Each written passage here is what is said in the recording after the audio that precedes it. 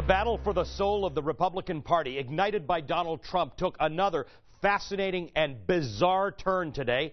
Mitt Romney, the Republican presidential nominee in 2012, launched a biting personal attack on Trump. He called him untrustworthy and dishonest, and Romney warned that a Trump presidency would send America into a prolonged recession. Romney then attacked the idea that Trump deserves praise for his success in business.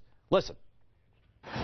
There's plenty of evidence that Mr. Trump is a con man, a fake. And whatever happened to Trump Airlines? How about Trump University? And then there's Trump Magazine, and Trump Vodka, and Trump Steaks, and Trump Mortgage. A business genius he is not. Here's what I know. Donald Trump is a phony, a fraud. His promises are as worthless as a degree from Trump University. He's playing the members of the American public for suckers. He gets a free ride to the White House, and all we get is a lousy hat. As you might expect, Trump fired back at Romney with insults that surprised no one and met with cheers among his audience in Portland, Maine. Now, Romney made clear that he is not going to enter the race and said either Ted Cruz, Marco Rubio, or John Kasich should be the Republican Party nominee. Those three men will face off with Trump tonight in Detroit. Joining me now from Washington to talk about the future of the GOP is Avik Roy. He's a senior fellow at the Manhattan Institute. He's a healthcare expert who advised Romney, Rubio, and former Texas Governor Rick Perry. Avik, good to see you. Welcome back to the show. Hey, Ali, how are you? Good. Listen, let me ask you, is it realistic to think that Mitt Romney could take on Trump this late in the game? You said after Super Tuesday that it was a good night for Donald Trump, but not as good a night as he was hoping to have 1 or 2 weeks ago, and yet Trump got more than a quarter of the delegates he needs to be the candidate.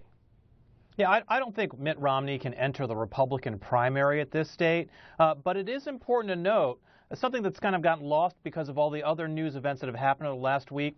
Remember that debate in Houston a week ago where Rubio and Cruz really pummeled Donald Trump, and then it would have been the stories of the following 24 hours, except for Chris Christie endorsing Trump, and that sort of ate into that media cycle. There's another debate tomorrow, as you just mentioned. There's perhaps not another Chris Christie who can steal the spotlight in the same way, and so it's going to be interesting to see as this newfound offensive by Rubio and Cruz against Trump continues, whether that continues to erode into his support. We saw at Super Tuesday, while Trump did better than anyone else, he didn't do as well as the previous week's polling would have indicated that he should have done. Right, so here's the issue. With every single mainstream establishment Republican coming out and criticizing Trump, it just doesn't hurt him, as you've indicated. It almost needs somebody that far outside the mainstream to attack Trump, somebody else who sucks the oxygen out of the room. Romney's not that. Romney's the establishment that the Republicans are all angry with. Well, I don't know if that's – there is this argument that's being made that Mitt Romney is in no position to attack Trump because Mitt Romney is some sort of establishment figure. I don't think that's right. I think that Mitt Romney reminds Republicans of what a dignified nominee that they were proud to represent or to have represent the Republican Party was like. And I think because he's not running, precisely because he's not running in this race, he's able to make principled arguments against Trump that coming from the other candidates seems like it's just a competitive dynamic. The Republican Party, after Mitt Romney's defeat last time, sat around, had a postmortem, made some seemingly smart decisions that were supposed to not lead to the same that Romney had, including limping into the nomination in summer after running against somebody who had a ground game in Barack Obama. Everything they did to help a candidate like Romney is helping Trump right now. Yeah, that's largely true, and we'll see again. I think it's been said widely, and I agree with it, that over the next 2 weeks, the next 2 weeks are critical. Marco Rubio and Ted Cruz have got to start winning more states, because once you start getting into the winner-take-all states, if Trump wins those states, he's going to have a majority of the delegates. Right now, Trump has 47% of the delegates that have been assigned thus far. It was 65% before Super Tuesday. Now it's 47%.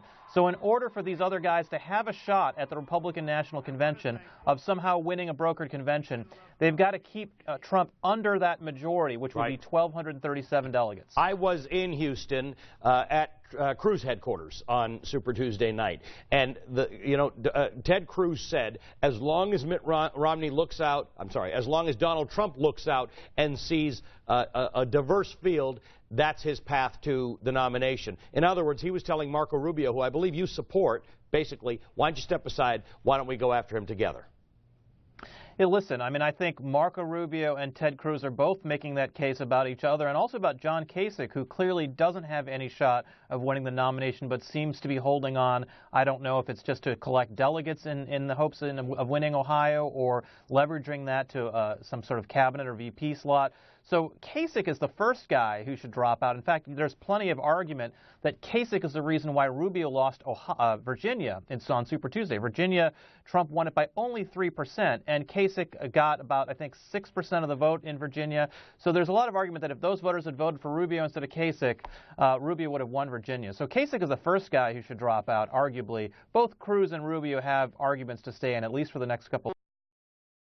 So Sarah Palin came out, she tweeted right after Mitt Romney's speech, and she said, quote, "The machine's deception and nonsensical attack on Trump isn't really an attack on the candidate. It's an attack on conscientious, hardworking, patriotic Americans who know we need a revolution to stop the complicit politicians who are fundamentally transforming America. We found the revolutionary." Yeah, tell me what you think. Yeah, you know what's so ironic about that, Ali, is that for the last 10, 20 years, conservative talk radio has been abuzz with this rhetoric, like there are all these conservatives and Republicans who talk a good game about conservative principles, but when they get into office, they sell out those principles and nothing really changes. No one embodies that idea more than Donald Trump. Donald Trump is not really a conservative. He's openly saying that, well, I'm going to say all this stuff as a way of being an opening bid, as a way of pandering to this audience. But when he gets into the office, he proudly says, I'm going to be a deal maker, I'm going to work with Democrats.